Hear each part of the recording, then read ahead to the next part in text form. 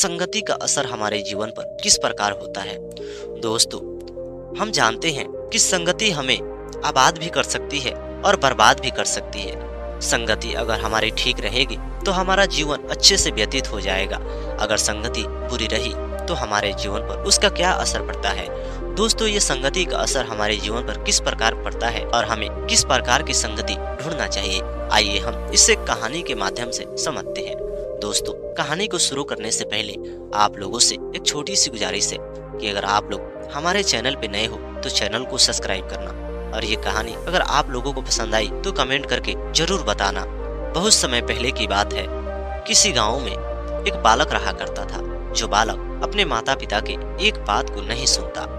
माता पिता बहुत ज्यादा घबरा गए थे और वे सोच रहे थे कि आखिर हमारे बेटे को क्या हुआ है। उन्होंने बहुत सारे साधु संतों से उसे दिखाया और कहा कि इससे तबीयत खराब हो चुकी है। मुझे लग रहा है कि इसके ऊपर किसी ने बुरी नजर लगा रखा है। जिसके चलते साधु संतों ने उसे देखा और अपनी अपनी तरह से उन्होंने अनुमान लगाया, और सारे लोगों ने मना किया कि इससे कुछ नहीं हुआ है। धीरे धीरे समय बीत रहा था। डॉक्टरों से उन लोगों ने मिलाया, लेकिन डॉक्टर भी उन्हें ठीक नहीं कर पाए। एक दिन वो अपने बालों को लेकर एक रास्ते से गुजर रहे थे। उसी रास्ते पे एक बौद्ध भिक्षु आ रहे थे और वे लड़का वैसी हरकत कर रहा था जैसे वो पहले करता था, जिसे देखकर माता पिता बहुत ज्यादा परेशान थे, मार हो रही थी।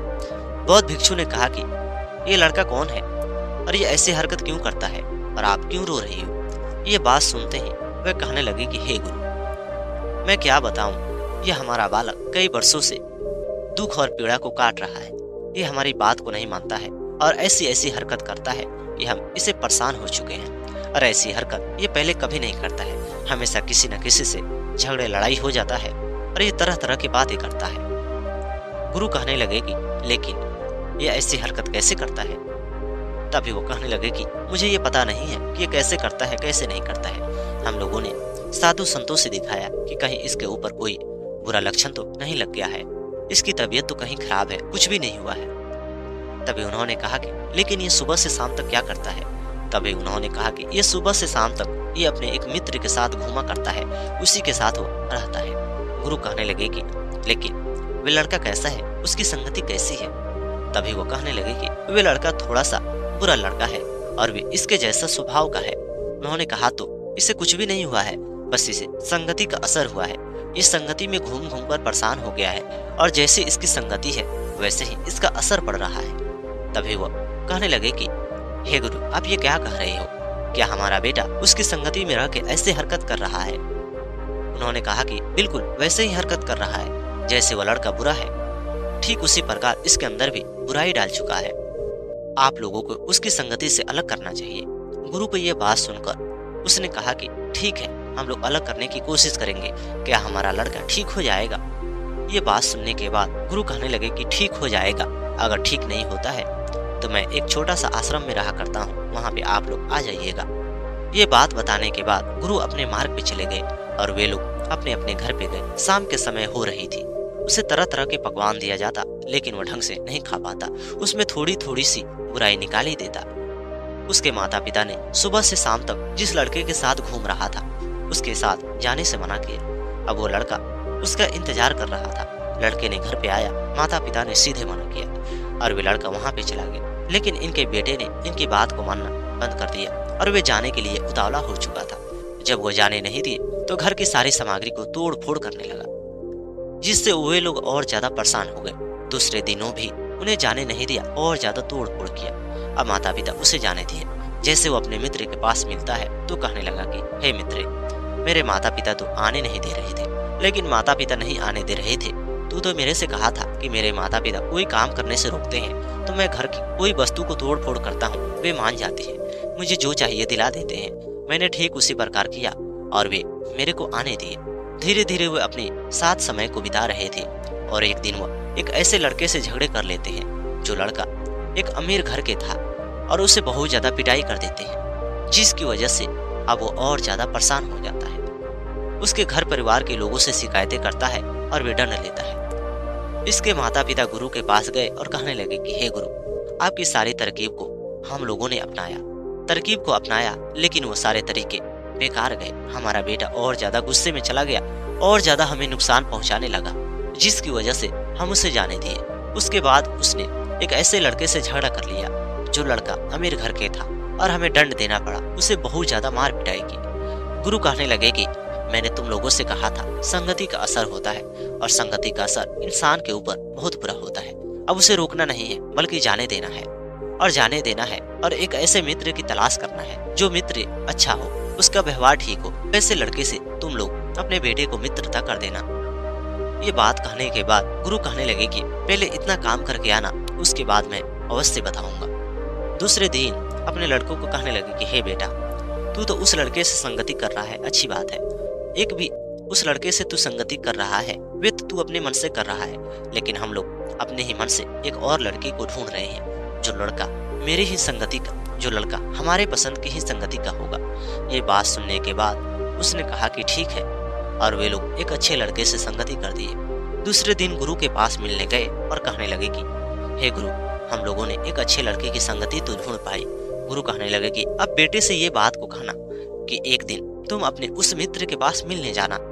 ये बात कहने के बाद गुरु उन्हें जाने दिया और वे लोग अपने बेटे के पास गए और कहने लगे कि हे बेटा, हम लोगों ने तेरी हर एक बात को मानते हैं, हर एक ख्वाहिशों को पूरी करते हैं, क्या तू हमारा एक ख्वाहिश को पूरा नहीं कर सकता है?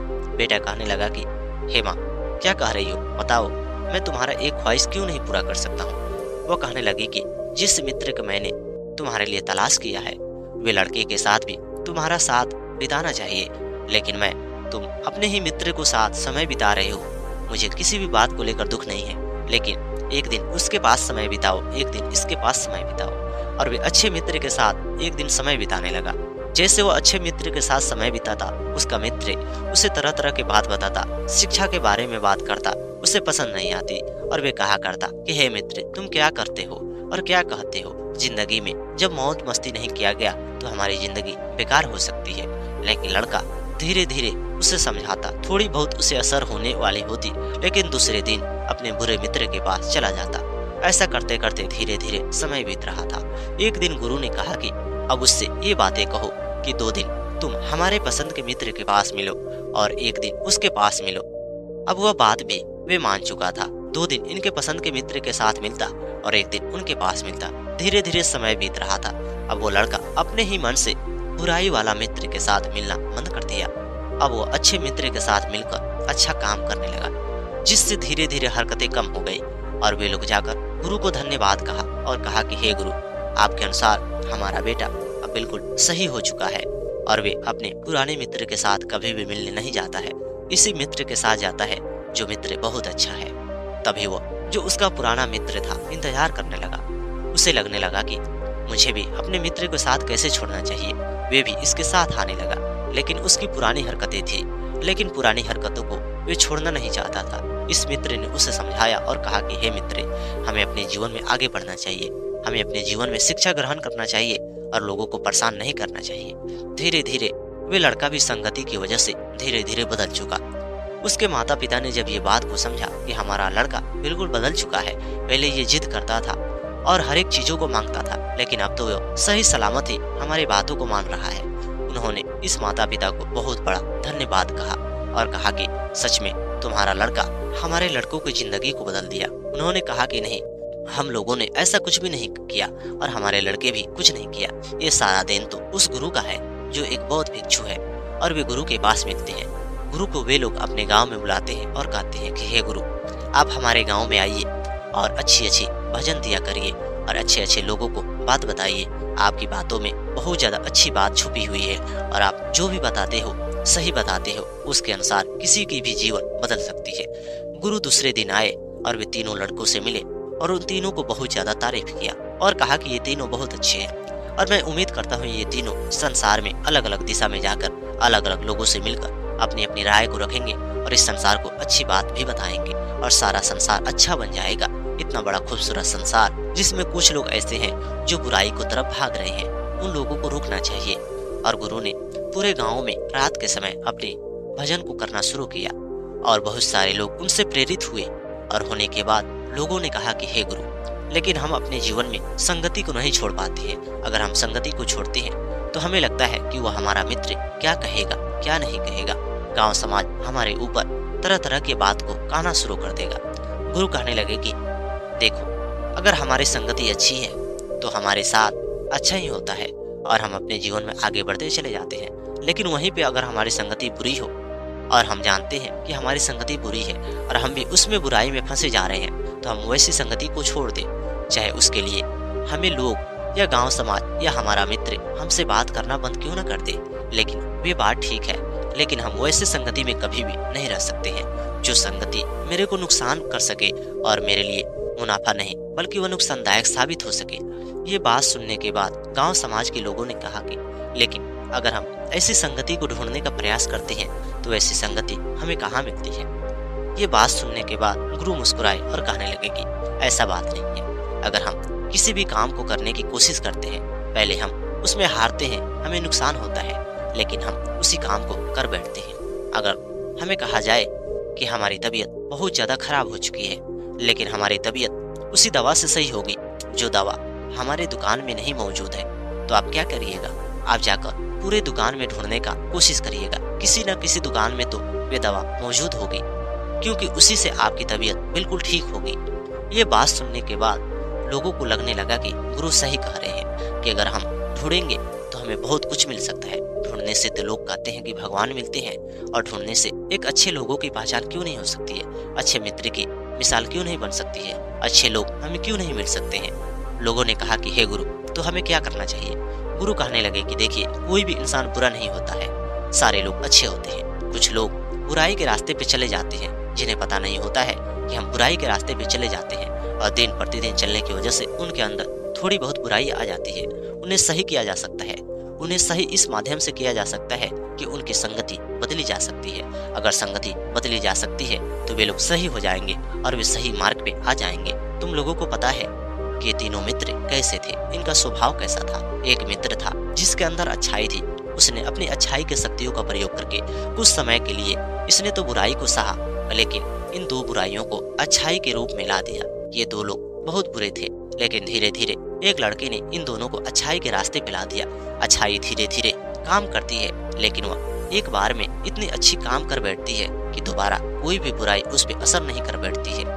दोस्तों, ये सब बात को उन्होंने बताया और कहा कि देखो, हमारी संगति हमारे जीवन में इसका बहुत ज्यादा असर पड़ता है। अगर इंसान संगति के असर पे पूरी तरह से ध्यान देता है, उसके जीवन में कभी भी दुविधा नहीं हो सकती है।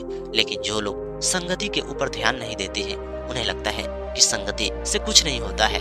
अगर हम बुरे नहीं हैं, हमारी संगति बुरी है तो कुछ नहीं होगा। लेकिन वैसे लोगों से यही कहना है कि संगति इंसान को बर्बाद कर देती है। चाहे आप अच्छे हो या बुरे हो, और आपकी बुरी संगति है तो आप जीवन भर पछताओगे और आपके साथ बुरा ही होगा। दोस्तों, उम्मीद करता हूँ कि आप लोगों को ये कहानी अच्छी लगी होगी और पसंद भी आई होगी। और ये कहानी अगर आप लोगों को पसंद आई होगी तो कमेंट करके जरूर बताना, और हमारे चैनल पे नए हो तो चैनल को भी सब्सक्राइब करना।